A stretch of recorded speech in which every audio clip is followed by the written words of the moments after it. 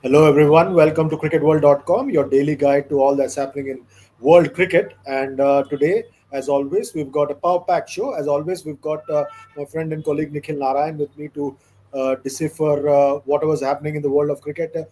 Nikhil, what a game last night in the ICC Women's Cricket World Cup. Fantastic win for South Africa. India's campaign receives a slight jolt. Yes, Chandresh, what a great match. It went up and down. South Africa won a thriller by 3 wickets. They were 81 for 5, chasing 252. They looked down and out, but a brilliant, unbeaten 84 of just 54 balls by Nadine de Klerk, 5 sixes, 8 fours. What a great win by South Africa against all odds, upsetting the home team, India. And now it, really opens up the Women's World Cup. A fantastic effort by Nadine de Klerk because it looked like everything's gone from South Africa's end. And the way she counter attacked, I think that sort of rattled India in a big way. Absolutely. As I said, 81 for 5. India had a 75% chance of winning at that stage. But the way she counter-attacked, and put together, she got stuck into Sneh Rana in the 46th over, which was the turning point, and then took Kranti Gaur, who was the standout bowler for India in the previous encounter, for 18 in the 47th. A fantastic partnership of 1660 deliveries with Chloe Tryon, and then 41 of just 18 balls with Ayabonga Khakha, who just contributed one to that stand of 41. So you can imagine how dominating and how good Nadine de Klerk was, towards the end of the South African chase.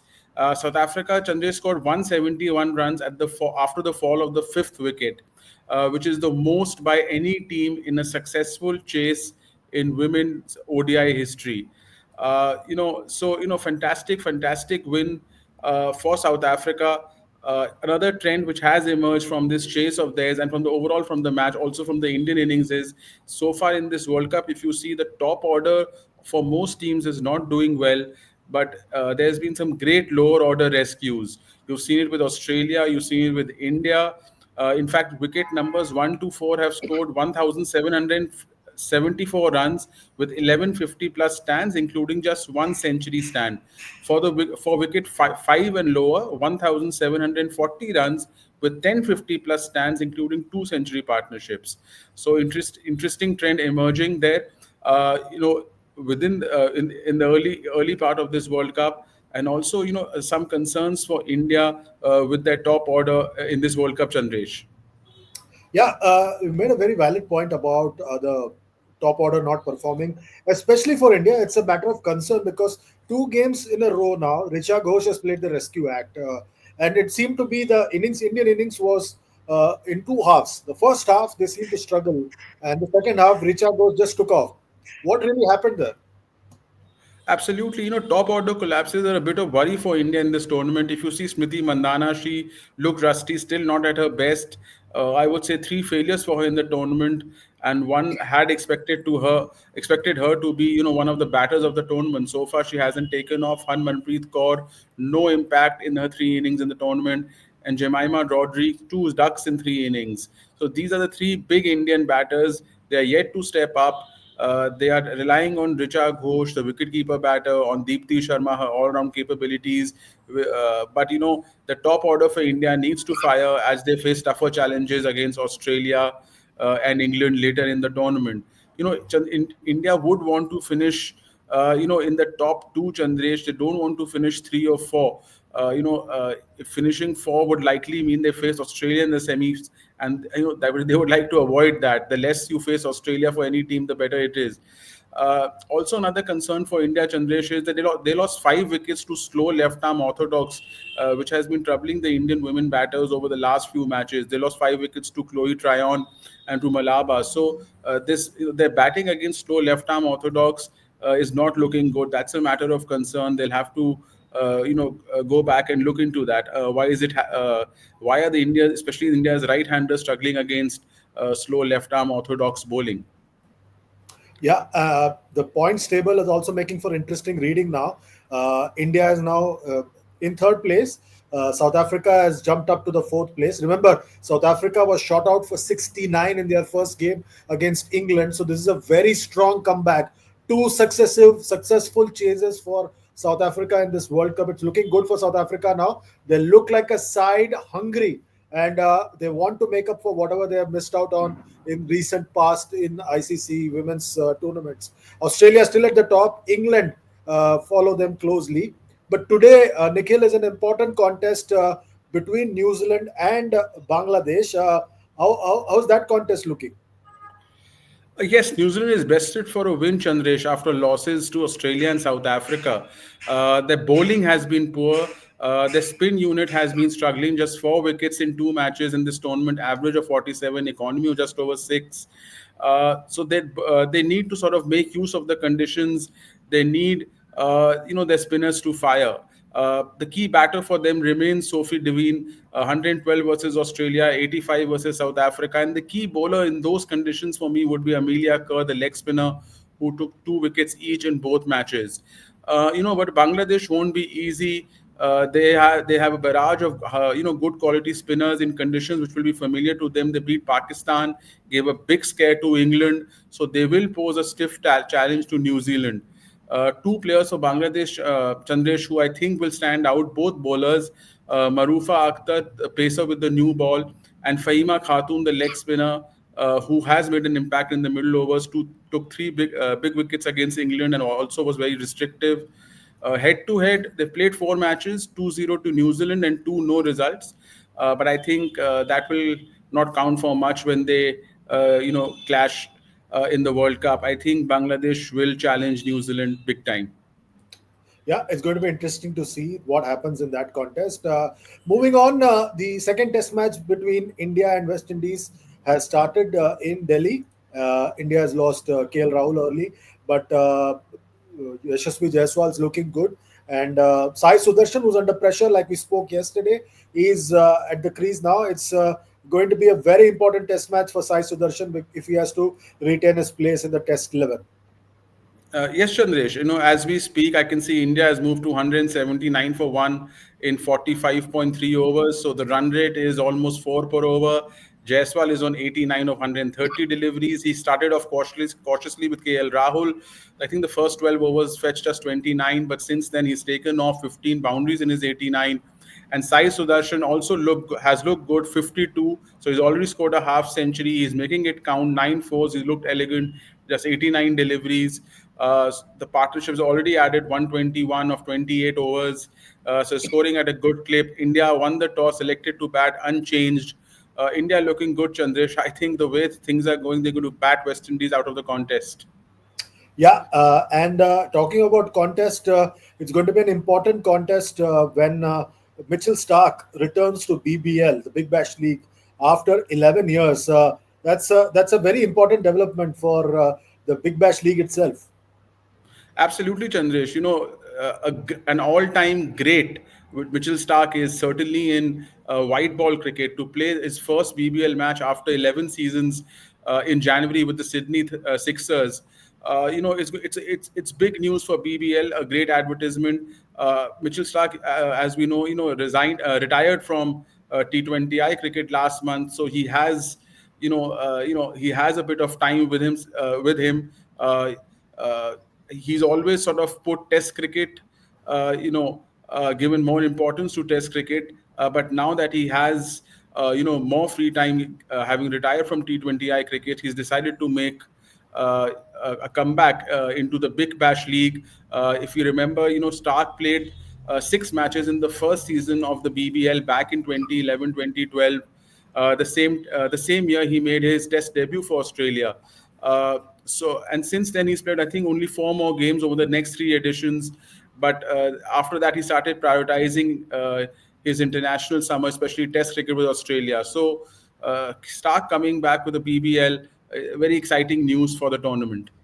Yeah, talking about comebacks, there's been a comeback as well, and this time it's the comeback of Ross Taylor, the former New Zealand batter and captain, which is making news because he's turning out for Samoa in the ICC T20 World Cup qualifier for Asia and EAP region.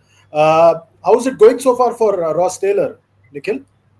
He hasn't scored, too many runs so far for Samoa. 22-1 in the two matches in the Asia East, Asia Pacific T20 World Cup qualifier in Oman. But 17 countries have qualified for the 2026 T20 World Cup in India and Sri Lanka in February, March next year. Three countries are still to qualify. And if it's going to be tough for Samoa, but they are still in with a chance. And let's see what Ross Taylor can do in the remainder of the qualifying matches. Remember, Ross Taylor is an all-time great New Zealand batter. His record, in especially in ODI's cricket, is absolutely brilliant. So Ross Taylor coming out for Samoa.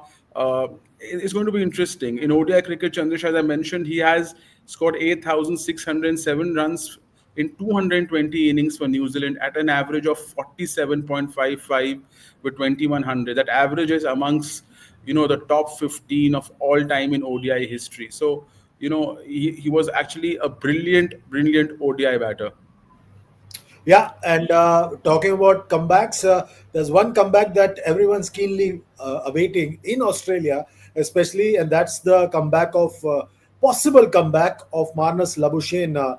Is it going to happen this time, Nikhil? He's been in good form, 100 in the Sheffield Shield, as we had, reported yesterday in our video. He's again scored 100 in the One Day Cup, uh, uh, Queensland versus Tasmania. But he's not been named in the One Day squad versus India. I think uh, I don't see a place for him in Australia's strong limited over squads over the next few months. But he has a chance in the Ashes. He has a chance in the Ashes, an outside chance. If one of the players is out of form in the first couple of matches, at some stage in the Ashes, if he continues to score in the Sheffield Shield in Australia's domestic cricket, he does have a chance because Test cricket is the format where he has made the most significant contribution for Australia, Chandresh. Yes, let's wait and watch. As they say, watch this space for more. We'll be getting to you more information about what happens in that particular region. Now comes the most important part of the show, and that's the answer to yesterday's quiz question.